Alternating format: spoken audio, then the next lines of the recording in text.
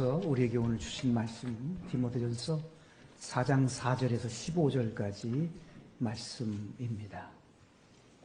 신약성경 340쪽이 되겠습니다.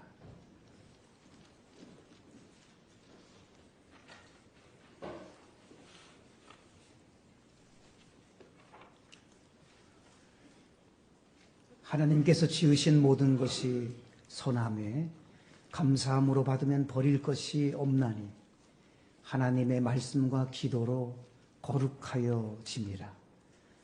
내가 이것으로 형제를 깨우치면 그리스도 예수의 좋은 일꾼이 되어 믿음의 말씀과 내가 따르는 좋은 교훈으로 양육을 받으리라. 망령되고 허탄한 신화를 버리고 경건에 이르도록 내 자신을 연단하라. 육체의 연단은 약간의 유익이 있으나 경건은 범사에 유익하니 금생과 내생에 약속이 있느니라. mit보다 이 말이요 모든 사람들이 받을만 하도다. 이를 위하여 우리가 수고하고 힘쓰는 것은 우리 소망을 살아계신 하나님께 두미니 곧 모든 사람 특히 믿는 자들의 구주시라. 너는 이것들을 명하고 가르치라. 누구든지 내 연소함을 업신여기지 못하게 하고 오직 말과 행실과 사랑과 믿음과 정결에 있어서 믿는 자에게 본이 되어 내가 이를 때까지 읽는 것과 권하는 것과 가르치는 것에 전념하라. 내 속에 있는 은사 곧 장로의 회에서 안수받을 때에 예언을 통하여 받은 것을 가볍게 여기지 말며 이 모든 일에 전심전력하여 너희 성숙함을 모든 사람에게 나타나게 하라. 아멘.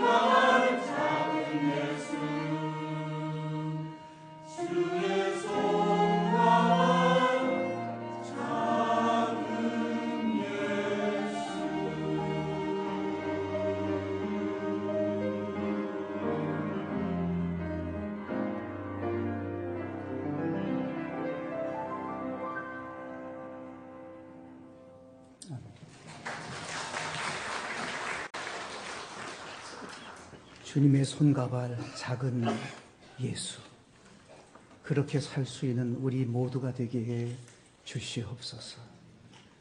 이 시간에도 주의 말씀을 사모하고 기다립니다. 성령님, 우리 가운데 운행해 주십시오. 우리에게 필요한 생명의 말씀 허락해 주시고, 말씀 한 시간이 우리의 생애를 놀랍게 반전시키고 놀랍게 새롭게 해낼 수 있는 귀한 시간 되기를 간절히 원합니다. 성령님 역사하옵소서. 우리 주님 예수님의 이름으로 기도드리옵나이다. 아멘. 밤 12시가 다 돼서 목양실에 전화벨이 울렸습니다. 늦은 시간에 전화가 온다는 것은 급한 일이 아니면 올 수가 없는데, 무슨 급한 일이 생겼나 걱정하는 마음으로 전화를 받았습니다. 여보세요. 상대편에서 목사님이시군요. 미안합니다. 뭐 하나 물어볼 거 있어서 전화했습니다. 혀가 꼬부라진 것을 보니까 술에 취한 목소리였습니다. 술 먹는 교인도 천당 갑니까? 사기치는 교인도 천당 갑니까? 거짓말하는 교인도 천당 갑니까? 계속 묻더라고요. 그래서 선생님, 제가 누구신지는 잘 모르겠는데요, 내일 우리 서로 얼굴 보면서 이야기하면 어떨까요? 그랬더니 야, 교인들 똑바로 가르쳐! 하면서 뒤에 말들이 막 쏟아지더라고요. 그래서 전화를 탁 끊어버리더라고요. 교인들 똑바로 가르쳐. 교인들 똑바로 가르치라고 하는 말이 사라지지를 않더라고요. 밤새도록 잠을 이룰 수가 없었습니다. 모르는 사람에게 욕을 먹어서가 아니라 하나님의 준엄한 책망의 말씀으로만 느껴졌어요. 교인들 똑바로 가르치라고. 주님, 먼저 제가 똑바로 나를 배우고 나를 가르치기 원합니다. 그리고 교인들을 똑바로 가르칠 수 있도록 은혜 주십시오.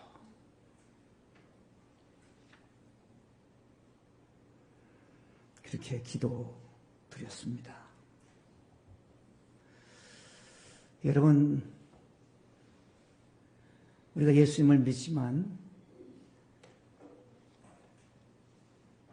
작년이나 올해나 변함이 없고 5년 전, 10년 전이나 나아진 게 없이 성숙해가지 못한다면 하나님 앞에 우리가 제대로 설 수 있겠는가, 그런 생각을 많이 해보았습니다. 하나님이 목사라고, 장로라고, 권사라고, 안수집사라고 인정해주고, 예수님 믿은 지 얼마 안 됐다고 인정하지 않고 그러신 하나님이시겠습니까? 목사일수록 더욱 성숙해져야 되겠죠. 장로님일수록 더욱 성숙한 그리스도인이 되셔야겠죠. 권사님일수록, 안수집사님일수록 더욱 성숙한 그리스도인이 되어야 합니다. 기독교의 목표는, 기독교 교육의 목표는 성숙입니다. 그래서 기독교 교육에서 성숙을 굉장히 중요하게 여깁니다. 기독교 교육학에서 성숙이라고 하는 단어를 얼마나 소중히 여기는지 몰라요. 어디까지 성숙되어야 되느냐 하면 예수님을 닮는 자리까지 성숙해져야 하는 것이 기독교 교육의 목표예요. 그런데 이 중요한 성숙이라는 단어가 성경에 딱 한 번 나와요. 오늘 본문 마지막 구절인 15절에 그 중요한 구절이 나옵니다. 이 모든 일에 전심전력하여 너희 성숙함을 모든 사람에게 나타나게 하라. 여러분, 우리가 성숙한 그리스도인이 되면 하나님 너무 기뻐하시죠. 성숙한 그리스도인이 되면 하나님의 영광 드러나고요. 성숙한 그리스도인이 되면 상주시 전역을 복음화할 수 있고 민족 복음화도 이룰 수 있고 세계 복음화도 이룰 수 있어요. 문제는 내가 성숙한 그리스도인이 되느냐 안 되느냐, 거기에 문제가 있습니다. 성숙한 그리스도인이 되려면 어떻게 해야 할까요? 오늘 본문에 잘 나와 있는데 오늘은 두 가지만 생각해 보도록 하겠습니다. 성숙한 그리스도인이 되려면 첫째는 4절 말씀을 주목해야 합니다. 하나님께서 지으신 모든 것이 선함에 감사함으로 받으면 버릴 것이 없나니. 하나님이 지으신 것이 모두 선하답니다.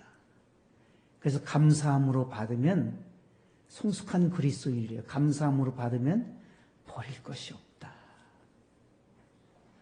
여러분, 모든 것을 감사함으로 받습니까?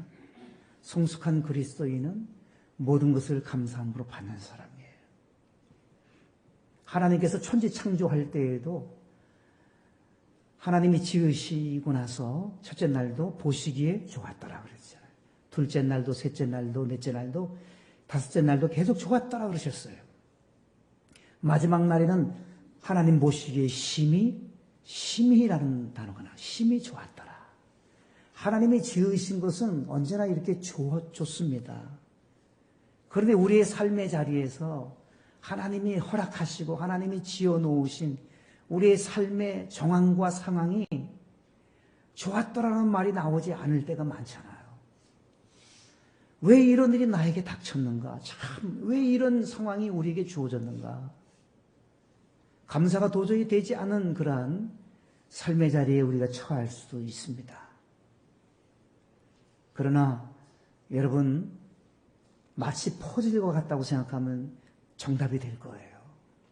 우리 인생 전체를 놓고 볼 때에 정말 힘들고 어려운 나의 현재의 삶의 자리가 조그마한 이상하게 생긴 퍼즐과 같을 수 있어요.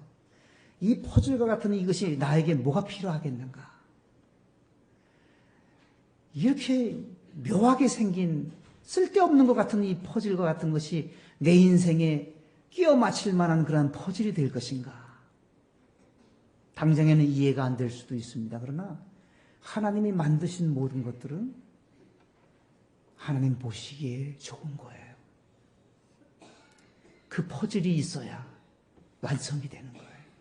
그 퍼즐이 있어야 완성된 퍼즐이 만들어지는 거예요. 아무리 모양 좋은 퍼즐이 다 만들어졌다 할지라도 모양이 이쁘지 않은 퍼즐 하나가 빠지면 미완성품이지만 그것까지도 채워질 때에 완성된 퍼즐이 작품이 만들어지듯이 우리 인생의 작품도 그러합니다. 그러므로 우리는 어떠한 우리의 삶이 주어졌다 할지라도 하나님이 허락하신 것이라면 그것을 감사함으로 수용하고 감사함으로 그것을 받아야 마땅합니다. 그래야 성숙한 그리스도인이 되는 것입니다. 언제나 여러분, 우리는 좋게 생각하고 밝게 생각해야 감사가 되는 거예요. 밝게 생각하지 않고 좋게 생각하지 않으면 수양으로 되는 게 아니에요. 좋게 생각하십시오. 이것도 내 인생에 꼭 필요한 하나의 퍼즐이겠거니. 이것도 하나님이 합력하여 선을 이루시겠거니. 이것을 통해서 하나님이 섭리하시고 계획하시고 뜻하시고 하나님의 어떤 경륜이 있겠거니 하면서 감사로 그것을 수용할 때 도리어 그것이 유익이 되게 하시고 좋은 결과를 가져오게 하시고 합력하여 선을 이루게 하는 은혜가 되게 하는 역사를 하나님은 베풀어 주시는 것입니다. 인생살이를 살아가시면서 힘들고 많이 어려우시죠. 그래도 감사로 수용해 보세요. 하나님이 그것을 통해서 뭔가 이루시려고 하시는 게 있어요. 미국으로 이민 간 지 몇 년 된 어느 집사님의 이야기입니다. 이민사회에서 회자되는 이야기인데요. 그 집사님이 살고 있는 지역에 식료품 가게가 없어서 어렵사리 식료품 가게 하나를 오픈을 하게 되었습니다. 그런데 며칠 있지 않아서 그 식료품 가게가 불이 났어요. 완전히 다 타버렸어요. 절망적인 상황이었습니다. 그런데 그 다음날 집사님이 큰 프랜카드를 만들어가지고 현수막을 그 앞에 붙였습니다. 그 현수막에 글이 있었는데 내용은 이러했습니다. 다 탔으나 감사합니다. 우리 가족이 안 타고 이웃이 안 탄 것이 너무도 감사합니다. 다시 시작하게 해주셔서 감사합니다. 그런 내용들이 기록이 되어 있어요. 사람들, 동네 사람들이 그것을 다 바라보면서 끄덕끄덕 하는 거예요. 맞아. 감사한 일이야. 만일 이 식료품 가게에 가족들이 다쳤으면 어땠어요? 큰일 났을 텐데. 이 불이 커져가지고 동네를 다 태웠으면 우리에게 큰 피해가 있을 텐데. 맞아. 감사로 수용한 그 가게에 한 사람, 두 사람 모여서 그 불타버린 것을 다 같이 치우기를 시작했고요. 동네 사람들이 몰려와서 그 가게를 도와주고 새로 오픈을 하니까 그 가게를 밀어주고 끌어주고 그 가게를 위해서 키워주어서 큰 슈퍼가 되는, 큰 슈퍼로 발돋움하는 그러한 일이 있었음을 이야기를 통해서 전해 들었습니다. 여러분, 그렇습니다. 감사의 결과는 아름답습니다. 우리 그리스도인은 그럼에도 불구하고 감사하는 사람들입니다. 그러니까 더욱 감사하는 사람들이에요. 그럼에도 불구하고 감사하는 사람들이 그리스도인들입니다. 2019년 9월 달 통계인데요. 우리나라 전역에 교도소들이 많은데 사형수가 56명이 지금 우리나라에 있더군요. 무기징역을 받은 사람들이 1363명이나 되더군요. 참 많은 사람들이 교도소에서 있어요. 뭐 여러 가지 사람들까지 치면 굉장히 많겠지만 사형수가 56명, 무기수가 1363명이나 됩니다. 그런데 이 사형수, 무기수들을 돌보는 데 필요한 예산이 굉장하더군요. 한 사람 1년 동안 돌보려면 2,100만 원이 필요하대요. 국고가 너무 손실이죠. 한 사람 1년 동안 입혀주고 먹여주고 그리고 보호해주고 이 모든 것들이 들어가는 2,100만 원이나 된대요. 그런데 그 안에서 예수 믿는 사람들이 참 많다고 합니다. 소망교도소, 우리 명성교회에서 그 소망교도소를 만들어냈는데 그 소망교도소에 들어오는 사람들은 다 예수님을 믿는다는 거예요. 예수 믿는 사람들이 많아지고 있는데 교도소 안에서. 그런데 예수님을 믿지 않는 사람들은 어떤 특징이 있는가 하면 불안하니까 말이죠. 언제 자기를 불러서 사형을 집행할지 모르니까 막 불안해서 잠을 잘 못 이룬대요. 스트레스를 굉장히 많이 받는데요. 그래서 자살을 하는 사람들이 생기고 병이 생겨서 병사하는 경우들이 많답니다. 그런데 예수 믿는 사람들은 그런 일이 없대요. 얼굴이 환하대요. 예수 믿는 사람들은 예수님을 믿고 그리스도인이 되어서 그 안에서 이렇게 생각들이 바뀌어진다는 거예요. 속지 않은 마음으로 하루하루를 살면서 늘 이렇게 고백을 한답니다. 하나님, 오늘 하루도 생명을 연장시켜 주셔서 그 은혜에 감사합니다. 내 죄를 생각하면 평생토록 강제노동 수용소에서 죽도록 일해도 갚을 수 없는데 나에게 이렇게 보호해주고 나를 재워주고 먹여주고 나를 지켜주는 그런 일들이 얼마나 감사한지 모르겠습니다. 그래서 얼굴이 환한 빛을 드러낸대. 하나님, 내가 기도로 속죄하면서 평생을 살아가겠습니다. 내 기도를 들어주십시오. 그렇게 기도하고 지낸다는 거예요. 몇 년 전에는, 지금은 그 사형수들 사형 집행을 안 하는데 몇 년 전에 사형수를 6명을 집행을 했는데 그 현장에 계셨던 목사님이 들려주신 이야기를 제가 아주 귀담아 들었어요. 6명의 사형수를 사형 집행을 하는데 그 6명 중에 2명이 교도소에서 예수님을 믿은 거예요. 그런데 4종류의 사람들로 분류를 할 수 있대요. 첫 번째는 막 눈이 뒤집히고 말이죠. 사형장으로 가는데 막 눈이 흰 눈동자가 막 보이고 죽음이 두려워서 부들부들 떨면서 입으로도 막 오물이 나오고 소변이 막 나오고 대변이 막 나오고 막 추한 모습으로 비참한 모습으로 사형장으로 가는 예수 믿지 않는 사람들. 여러분 그도 그럴 것이 예수 믿는 사람이 죽으면 천사가 와서 데려가는데 믿지 않는 사람들은 천사가 옵니까? 죽음의 사자가 오잖아요. 시커멓게 생긴 험상궂은 와서 데려가려니까 얼마나 정신이 없겠습니까?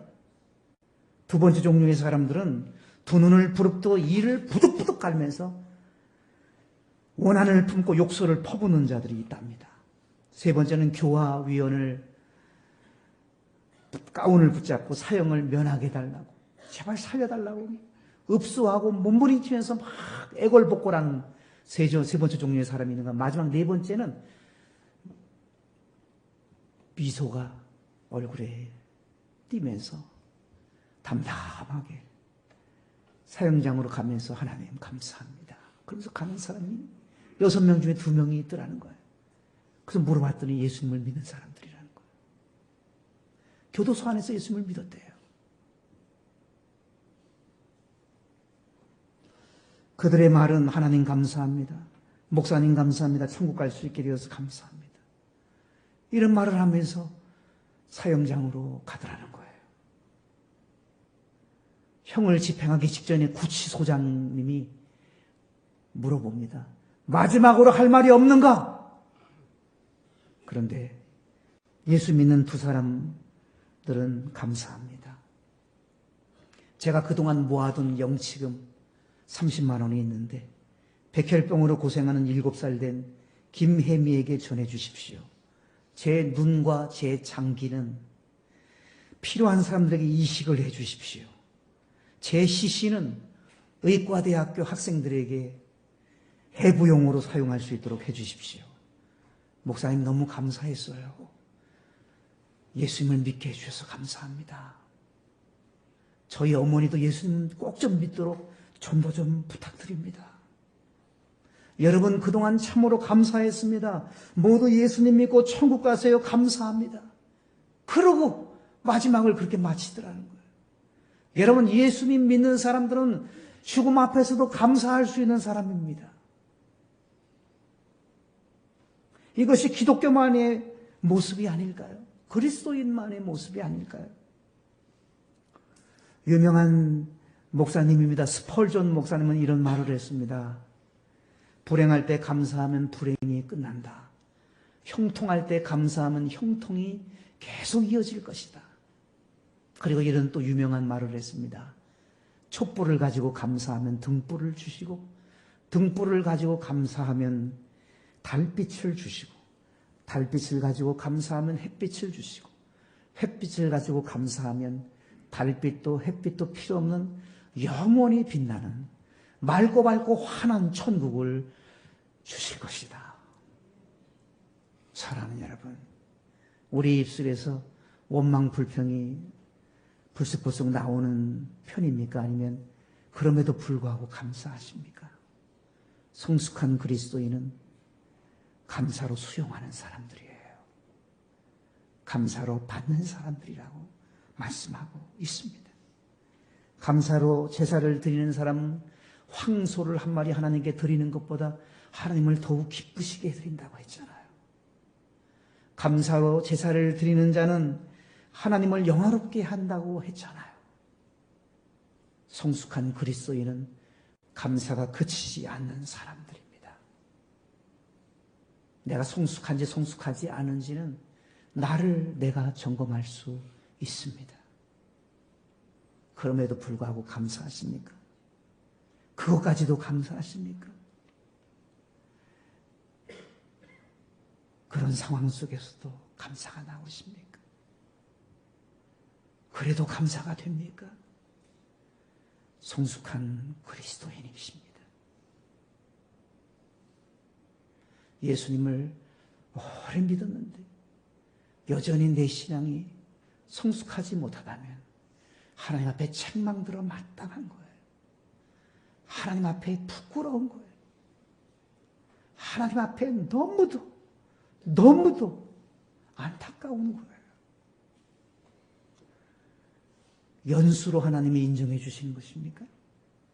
직분이 있다고 하나님이 인정해 주실까요? 어림없는 소리예요. 직분으로 하나님이 인정해 주지 않습니다. 예수 믿은 연수로 하나님이 인정해 주시지 않습니다. 성숙한 그리스도인이냐 아니냐로 판가름 나는 것입니다. 성숙한 그리스도인 되게 하옵소서. 기도할 수 있어요. 우리에게 이렇게 말씀해 주고 있습니다. 하나님의 말씀과 기도로 거룩하여 지니라. 하나님의 말씀과 기도로 거룩하여 지니라. 거룩해져 가는 사람들이 성숙한 그리스도인이에요. 거룩을 추구하는 사람들이 성숙한 그리스도인이에요, 여러분. 여러분 정말 거룩해지고 싶은 뜨거운 마음들이 있으십니까? 하나님, 내가 거룩해지기를 원합니다. 몸부림쳐 보신 적이 있습니까? 하나님, 내가 거룩해지고 싶습니다. 나는 하나님의 아들입니다. 하나님의 딸입니다. 내가 거룩해져야 마땅합니다라고 그렇게 고백하면서 몸부림쳐 보셨냐 말이에요.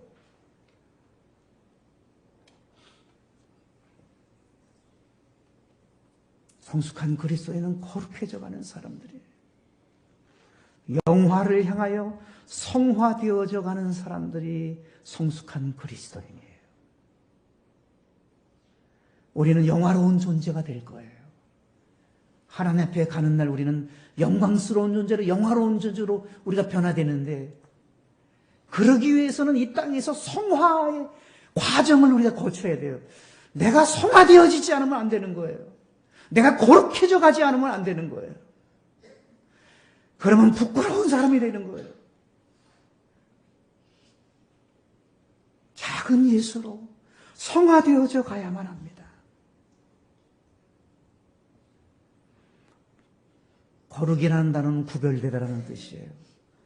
세상과 구별돼야 됩니다. 믿지 않는 사람과 구별이 돼야 됩니다.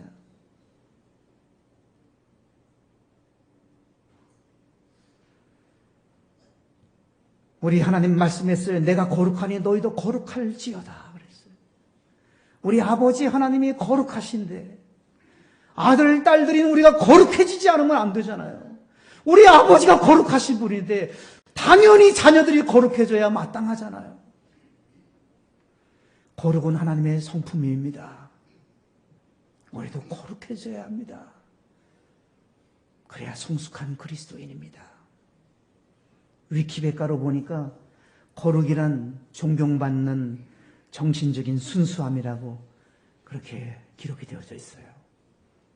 거룩한 사람은 존경받는 사람이에요. 우리 그리스도인은 세상에서 존경을 받아야 마땅합니다. 사전적인 의미는 누구도 함부로 대하기 어려울 만큼 성스럽고 위대하다. 그것이 거룩이에요. 누구도 함부로 할 수 없는 그런 거룩함이 우리에게 있어야 합니다. 성스러움이 있어야 됩니다. 위대함이 우리에게 있어야 됩니다. 그것이 말씀과 기도로 가능하다고 오늘 5절은 말씀합니다. 하나님의 말씀과 기도로 거룩하여 지니라. 말씀과 기도 없이는 안 되는 거예요. 말씀을 붙들어야 돼요. 기도를 붙들어야 돼요. 말씀을 가지고 살아야 돼요. 말씀을 삶의 현장에서 적용시켜야 돼요. 묵상해야 돼요. 그 말씀 가지고 살아가야 돼요. 기도하는 삶을 살아야 돼요. 끊임없이 기도해야 돼요. 새벽을 깨워야 되는 거예요. 성숙한 그리스도인이라면 말씀과 기도 없이 절대로 성숙해질 수가 없습니다. 거룩해질 수가 없는 것입니다. 말씀과 기도는 날개와 같은 것입니다. 하나님은 우리에게 영적 하늘을 훨훨 날아갈 수 있도록 우리에게 영적 날개를 주셨는데 그것이 하나는 말씀이고 하나는 기도입니다. 여러분, 말씀을 붙들고 기도를 붙잡으면 우리의 영성이 날개가 돋는 거예요. 훨훨훨 영적인 세계를 나를 수가 있는 거예요. 그러나 말씀과 기도를 등한히 하면 우리의 영적 날개는 무뎌집니다. 우리의 영적 날개는 굳어지는 거예요. 여러분, 새도 날개가 은총 아니에요? 새도 그 날개가 정말 필요한 거 아니에요? 그런데 그 날개를 쓰지 않는 새가 있다면 그 새는 날개에 눌려가지고 무거워서 찔뚝찔뚝 하면서 걸어가야 될 거 아니에요? 날개를 펴지도 못하면. 오늘 우리가 그러한 거예요. 기도라는 날개와 말씀이라는 날개를 하나님이 주셨는데 그것을 활용하지 못하면 우리의 인생살이는 날지 못하는 새처럼 이리 끼웃 저리 끼웃하면서 엉벙덩벙하면서 인생을 살아갈 수밖에 없는, 휘청거리면서 인생을 살아갈 수밖에 없는, 중심 잡지 못하며 살아가는 인생이 될 수밖에 없는 우리의 처지가 되는 것입니다. 그러나 기도의 날개를 활짝 펴고 말씀의 날개를 활짝 펴면 우리가 비상할 수 있는 거예요. 거룩한 영성의 비상이 있는 거예요. 영적 하늘을 비상할 수 있어요. 신앙의 날개가 우리에게 있습니다. 영적 날개가 우리에게 있습니다. 우리는 하늘의 사람들입니다. 우리의 영적 날개를 활짝 펼 수 있어야 됩니다. 이것이 거룩한 사람들의 모습이고 이것이 성숙한 그리스도인의 모습인 것입니다. 하나님 말씀은 살아있습니다. 좌우의 날선 어떤 검보다 예리합니다. 혼과 영과 및 관절과 호수를 찔러 쪼개기까지 하는 말씀입니다. 이 말씀을 삶의 중심으로 삼으시면 여러분, 살아있는 그 말씀, 운동력이 있는 그 말씀이, 좌우의 날선 어떤 검보다 예리한 그 말씀이 우리의 생애를 이끌어 가실 것입니다. 하나님의 모든 말씀은 능치 못함이 없느니라 그랬어요. 그렇습니다. 능치 못함이 없는 이 말씀 붙들고 나아갈 때 능치 못함이 없는 인생길로 나아갈 수가 있습니다. 모든 성경은 하나님의 감동으로 기록된 것으로 교훈과 책망과 바르게 함과 의로 교육하게 유익하며 하나님의 사람으로 온전케 하며 모든 선한 일을 행할 능력을 갖추게 하려 함이라 그랬어요. 그렇습니다. 하나님 말씀은 모든 능력을 갖추게 하는 거예요. 하나님 말씀을 우리는 붙들어야 돼요. 하나님 말씀은 하나님의 사람을 온전케 만드는 거예요. 하나님의 감동으로 됐기 때문에 그 말씀을 내 것으로 삼은 감동적인 인생을 살아갈 수가 있는 거예요. 하나님 말씀이 우리에게 있어야 돼요. 언제나 그 말씀 붙들고 살아가야 돼요. 그 말씀을 삶의 자리에 적용해야만 하는 거예요. 말씀 없는 인생을 살아가면 비참한 인생인 거예요. 하나님 말씀을 가지고 살아가야 돼요. 성숙한 그리스도인은 그런 사람이에요. 그리고 기도를 붙들어야 되는 거예요. 기도 외에 다른 것으로는 이런 유가 나갈 수가 없다고 그랬어요. 기도하는 사람이 돼야 돼요. 끝까지 기도해야 돼요. 기도가 삶이 되어야 되는 거예요. 기도할 때 예수님의 용모가 변화됐다고 그랬습니다. 우리도 기도하면 우리의 얼굴이 광채가 날 것입니다. 기도하면 우리의 생애가 빛난 생애가 될 것입니다. 거룩한 생애로 나아갈 수가 있을 것입니다. 기도하는 자에게 좋은 것을 주시지 않겠느냐 그랬어요. 구하는 자에게 성령을 주신다고 말씀했어요. 성령은 거룩한 영이에요. 여러분, 구하는 자에게 거룩한 영이신 성령님이 임하여서 거룩한 삶을 살아갈 수가 있고 성숙한 그리스도인으로 이 길을 갈 수가 있는 것입니다.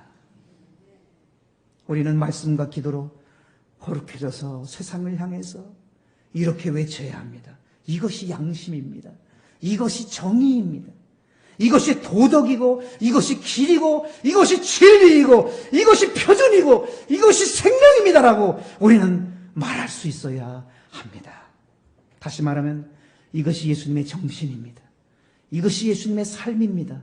이것이 예수님의 인격입니다. 이것이 예수님의 모습입니다. 이렇게 해야만 합니다라고 우리는 말할 수 있는 성숙한 그리스도인이 되셔야 합니다. 우리가 소금의 맛을 잃어버리면 세상은 틀림없이 썩어집니다. 우리가 빛을 잃으면 세상은 캄캄한 어두움에 빠질 것입니다. 우리가 양심에 어긋나면 세상은 삐뚤어지고 혼란이 올 것입니다. 우리가 타락하면 세상은 망합니다. 하나님의 자녀가 타락하면 세상은 망해요. 세상에 문제가 있는 것이 아니라 나에게 문제가 있는 거예요. 내가 타락하면 안 돼요. 내가 그리스도인으로서의 본분을 망각하면 안 돼요. 나는 그리스도인이에요. 여러분들은 하나님의 아들, 딸들이에요. 하나님의 아들, 딸들답게 사셔야 됩니다. 예수님이 정신을 가지고 사시고 예수님의 삶으로 살아가시고 예수님의 모습으로 살아가시고 예수님의 인격으로 살아가야만 합니다. 성숙한 그리스도인이 되어야 됩니다. 주님 닮기 원합니다. 신자 되기 원합니다. 사랑하기 원합니다. 예수님 닮기 원합니다. 기도하시겠습니다.